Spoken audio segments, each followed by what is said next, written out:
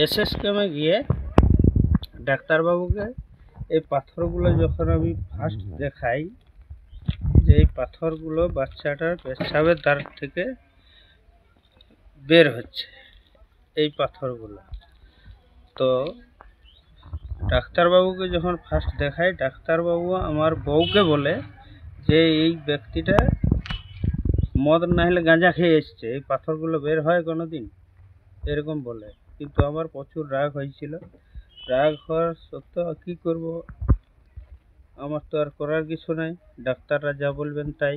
কিন্তু ডাক্তারবাবুকে একটা কথা বললাম, বলে স্যার এখানে আমি মেলা দেখতে আসি না, বাঁকুড়ায় বাড়ি আমার, কলকাতায় এসছি বাচ্চাটাকে দেখানোর জন্য। তো তারপরে উনি কিছু রিপোর্ট লিখে দেন।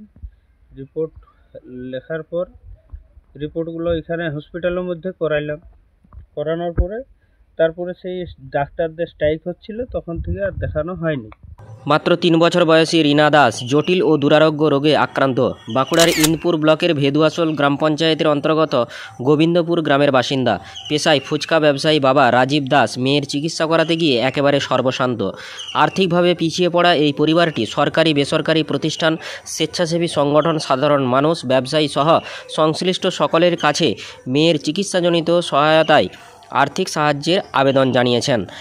দাস পরিবার সূত্রের খবর, জন্মের পর আর 5টা শিশুর মতোই সুস্থ ও স্বাভাবিক ছিল রীনা। পরে তার মাথায় টিউমার ধরা পড়ে, সেখান থেকেই শুরু হয় সমস্যা। ছোট্ট রীনার বাবা রাজীব দাস বলেন, বর্তমানে কলকাতার এসএসকেএম হসপিটালে চিকিৎসাধীন। সরকারি হাসপাতালে চিকিৎসা হলেও প্রয়োজনীয় ওষুধসহ অন্যান্য পরীক্ষার বিপুল খরচ তার পক্ষে বহন করা অসম্ভব বলেই তিনি জানিয়েছেন। আর্থিক সাহায্যের আবেদন জানিয়েছেন ছোট্ট রীনার মা রূপা দাসও। আপনাদের সকলের ক্ষুদ্র ক্ষুদ্র দানে অসহায় বাবা মা ফিরে পেতে পারেন তাদের সন্তানকে, আর ওই শিশু সন্তান ফিরে পাবে তার জীবন। আপনি আপনার সাধ্যমতো আর্থিক সাহায্য করতে চাইলে স্ক্রিনে দেওয়া কিউআর কোড ব্যবহার করতে পারেন। এ বিষয়ে প্রয়োজনীয় অনুসন্ধান ও জিজ্ঞাসার জন্য কথা বলতে পারেন রীনার বাবা রাজীব দাসের সঙ্গে। Mobile number 7430059669। আর্থিক সাহায্যের জন্য আমি অনুরোধ করছি, যাতে বাচ্চাটাকে আমি এই ওয়েস্টবেঙ্গলে না দেখিয়ে বাইরে কোথাও যাতে নিয়ে যেতে পারি। এখন ডাক্তার কি বলেছে যে ওর কি হয়েছে? এখন ডাক্তার কোনো ওর মানে কিভাবে যে পাথরটা তৈরি হচ্ছে কিছু বুঝতে পারছে না। সমস্ত কিছু রিপোর্ট করতে বলেছে। হ্যাঁ, রিপোর্ট করাতে বলেছে। এমনিতেই তো প্রচুর টাকা খরচ হয়ে গেছে নাকি? হ্যাঁ, 3 বছর দেখিয়ে। হ্যাঁ, এখন আর সেরকম ভাবে আপনার অর্থনীতি নেই। এখন খুব সর্বশান্ত হয়ে বসে আছেন।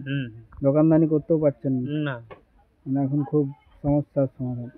আচ্ছা, প্রশাসন আর চারিদিকে কোথাও গিয়েছিলেন, বলেছেন কাউকে? হ্যাঁ, গিয়েছিলাম। চারিদিকে বলেছেন? হ্যাঁ, কিন্তু ওনারা বলছে আগে খরচা করে এসো, তারপর খরচা করতে বলে। হ্যাঁ, কিন্তু খরচা করার মতো আমার সামর্থ্য নেই। এখন চাইছেন সাহায্যের হাত বাড়িয়েছি। বাড়িতে কে কে আছে?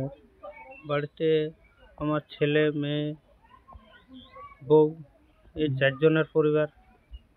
আর রোজগার বলতে ওই একটি রোজগার, ছোট্ট ফুচকা দোকান। হ্যাঁ হ্যাঁ। কি নাম আপনার? রাজীব দাস, বাড়ি গোবিন্দপুর। কি হয়েছিল? পেটে পাথর। কতদিন আগে ধরা পড়েছে? দেখিয়েছেন চারিদিকে? হ্যাঁ, চারিদিকে দেখেছি। চারিদিকে দেখানো হয়েছে। এখন কোথায় দেখাচ্ছেন? এখন কলকাতায়। ওখানে কি বলেছে ডাক্তার? ওইখানে রিপোর্ট করতে বলেছে বাইরে থেকে রিপোর্ট করতে বলেছে।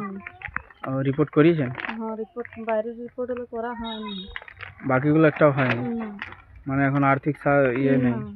তাহলে চারদিকে দেখিয়ে আপনারা কি এখন সর্বশান্ত হয়ে গেছে? হ্যাঁ, সর্বশান্ত হয়ে গেছে। তাহলে এখন কি চাইছেন? আমরা সাহায্য চাইছেন। মানে আপনারা মানুষের সাহায্য পেলে তাহলে আরো দেখাবো, মানে মেয়েকে আরো সুস্থ করে আনতে পারবেন নাকি? সুস্থ করে আনতে পারবেন।